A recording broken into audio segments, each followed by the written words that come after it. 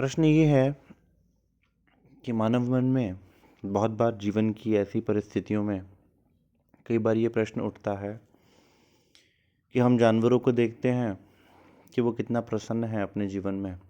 उठते हैं, भोजन प्राप्त करते हैं, अपने साथी के साथ रहते हैं और अपना जीवन व्यतीत करके चले जाते हैं। तो कई बार अपने दिल में भी ये विचार उत्पन्न होता है कि हम मनुष्य ही क्यों कितना दुखी हैं।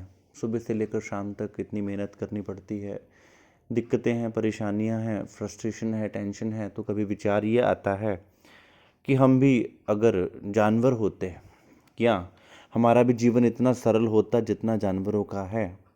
तो ये प्रश्न कई बार मन में आता है।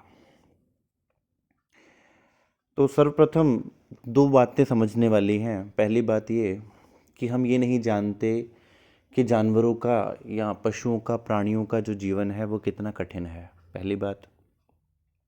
दूसरी बात, आप ये नहीं जानते कि आपका ये जो मनुष्य देह है, इस मनुष्य देह का लक्ष्य क्या है और इस मनुष्य देह की महिमा क्या है। अगर आप इन दोनों चीज़ों को समझ जाएं, तब आप ये कदापि नहीं कहेंगे कि जानवर हमसे उत्तम है, या ये कभी नहीं सोचेंगे कि हमारा इंसान होने का लाभ ही क्या है, फ़ायदा ही क्या है। पहले टॉपिक को लेते हैं हम कि जिस प्रकार आपने पढ़ा ग्रंथों में कि मनुष्य को परमात्मा ने सर्वश्रेष्ठ प्राणी की संज्ञा दी, क्योंकि उसके पास बुद्धि है, विवेक है। लेकिन जानवरों के पास ना तो बुद्धि है ना विवेक है, ना वो सोच सकते हैं अपना फ़ायदा क्या है ना नुकसान क्या है। जैसे अगर आप विचार करें, किसी प्राणी को, किसी जानवर को चोट लगती है तो उसे ये नहीं पता कि इस चोट का उपाय क्या है, अब मुझे अस्पताल या डॉक्टर के पास जाना है, वो ये नहीं विचार कर सकता। आप देखेंगे नन्हे नन्हे कुक्कुर होते हैं, वो कई बार सड़क दुर्घटनाओं में घायल हो जाते हैं, फिर उन जख्मों में मक्खियाँ बैठती हैं और मक्खियों के बाद वो जख्म खराब हो जाते हैं और उनमें कीड़े पड़ जाते हैं। लेकिन एक मनुष्य होने के नाते से आपको ये तो ज्ञात होता है कि अगर हमें पीड़ा हो रही है तो हमें उस पीड़ा का निवारण कैसे करना है। जानवर के दिल की भावना को शायद वो उस समय सोच रहे हों, लेकिन उन्हें ये नहीं पता कि उसको व्यक्त कैसे करना है। आपके पास ये शक्ति है कि आप उसको व्यक्त कर सकते हो, आप आपस में बात कर सकते हो। अगर आप दुखी भी हैं तो अपने मन की व्यथा किसी को कह सकते हैं। अगर आप प्रसन्न हैं तो आप किसी के साथ मिलकर उस प्रसन्नता को मना सकते हैं, उत्सव मना सकते हैं। अगर आपके दिल में कोई भी बात है, आप एक दूसरे से बात कर सकते हैं।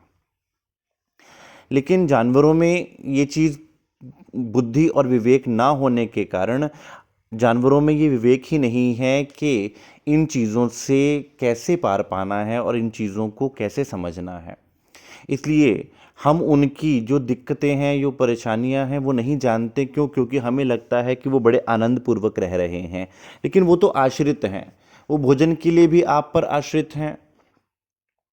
अगर आप ना होंगे तो वो भोजन ना प्राप्त कर पाएंगे, अगर आप ना होंगे तो उनकी रक्षा कौन करेगा। इसलिए आप सर्वोत्तम हैं, आप ये भूल चुके हैं। और जब आप ये भूल जाते हैं तब आपको याद आती है उन योनियों की जिन योनियों को भुगतने के बाद, जैसा कि शास्त्रों में लिखा कि 84 लाख योनियों के बाद ये मनुष्य देह प्राप्त हुआ।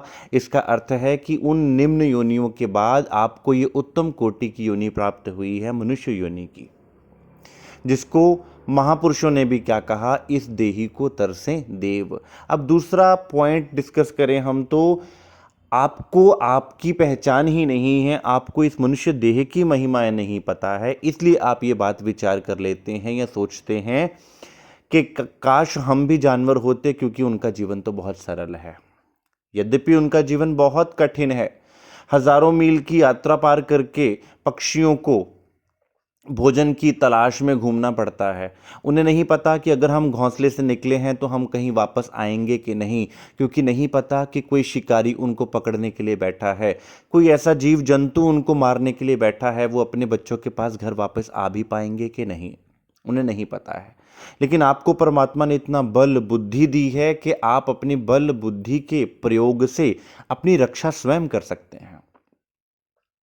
खैर, रही बात कि आपके मनुष्य देह की महिमा, तो शास्त्रों में कहा गया है, ग्रंथों में कहा गया है कि इस देही को तरसें देव, कि देवी देवता भी मनुष्य देह प्राप्त करने के लिए लालायित रहते हैं। कुछ तो विशेष होगा इस मनुष्य देह में, और वो विशेष जब तक आप नहीं देख लेते तब तक आप यही सोचते रहेंगे कि मेरे पास क्या है। देवी देवता भी तरसते हैं इस मनुष्य देह को। आप कहेंगे देवी देवताओं के पास तो सब कुछ है, उनके पास तो सारे सुख हैं, स्वर्ग के सुख हैं। लेकिन स्वर्ग में रहने वाले देवता भी मनुष्य देह प्राप्त करना चाहते हैं। कुछ विशेष अवश्य होगा, और जिस दिन आपने उस विशेषता को जान लिया उस दिन आप ये कदापि ना कहोगे कि हम भी जानवर होते या हम भी पशु होते। और वो विशेषता क्या है कि आपके पास बुद्धि है, विवेक है, आपके पास वो समय है जिस समय का सदुपयोग करके आप सद्गुरु की खोज कर सकते हैं, और सद्गुरु की कृपा से आपका जीवन आनंद पूर्वक हो सकता है। और आनंद का स्रोत है परमात्मा। जब तक आपको परमात्मा का नाम प्राप्त नहीं होता, जब तक आपको परमात्मा प्राप्त नहीं होते, तब तक ये जीवन आपको निष्फल लगेगा, तब तक आपको ये जीवन व्यर्थ लगेगा, क्योंकि आपके जीवन में कोई लक्ष्य ही नहीं है, और लक्ष्यहीन जीवन पशु के समान ही लगता है।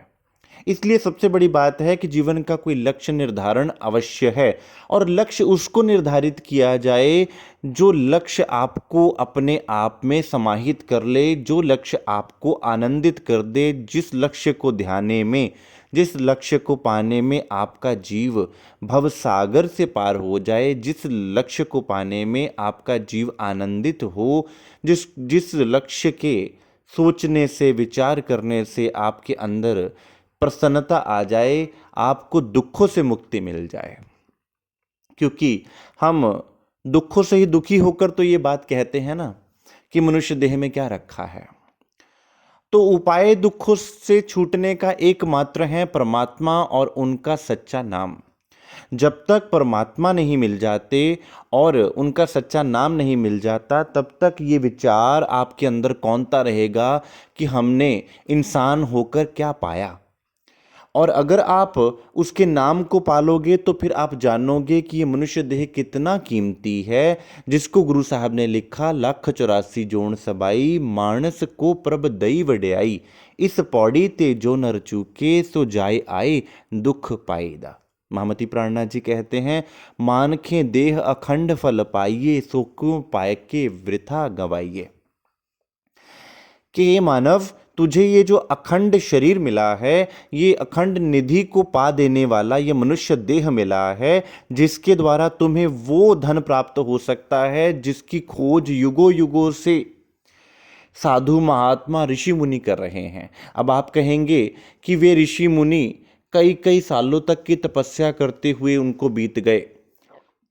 अगर उनमें ये विवेक ना होता तो वे भी ये सोच रहे होते कि हम भी पशु प्राणी होते, लेकिन उन्होंने इस मनुष्य देह की कीमत को समझा, और उनको इसकी इतनी कीमत थी कि वे जान गए कि इसके द्वारा ही उस परम आनंद की अवस्था को पाया जा सकता है। तो इसलिए ये बात सोचना, पहली बात अपने मनुष्य देह को पाकर ये बात सोचना कि हम जानवर होते, ये इस मनुष्य देह की बेपती है, इसके विषय में आप बेइज्जती कर रहे हैं। परमात्मा की आपको जो नियामत दी है उसको आप निगलेक्ट कर रहे हैं। जैसे कि कोई आपको उपहार दे और आप उसका दिया हुआ उपहार उठा के फेंक दें तो उसको अच्छा लगेगा। इसलिए परमात्मा ने आपको ये उपहार दिया है मनुष्य देह। इसलिए जब भी कभी आपके मन में ये विचार आवे, तब आप अपने बुद्धि और विवेक का प्रयोग करके अपने सद्गुरु स्वरूप को याद करें, और मन में ये विचार लावें कि नहीं, मुझे परमात्मा ने बहुत बड़ी नियामत दी है, और जो परिस्थितियां हैं उन परिस्थितियों को मैं अपने सद्गुरु महाराज जी के आश्रय से, परमात्मा के नाम के आश्रय से पार करूंगा। जैसा कि कहा जाता है कि तुम मुसीबतों को ये कहो कि मेरा परमात्मा बहुत बड़ा है, परमात्मा से ये ना कहो कि मेरी मुसीबतें बहुत बड़ी हैं। इसलिए ये मन में जब भी विचार आवे कि हम भी अगर पशु होते तो कितने आनंदित होंगे, इसको अपने जीवन से निकाल देना चाहिए।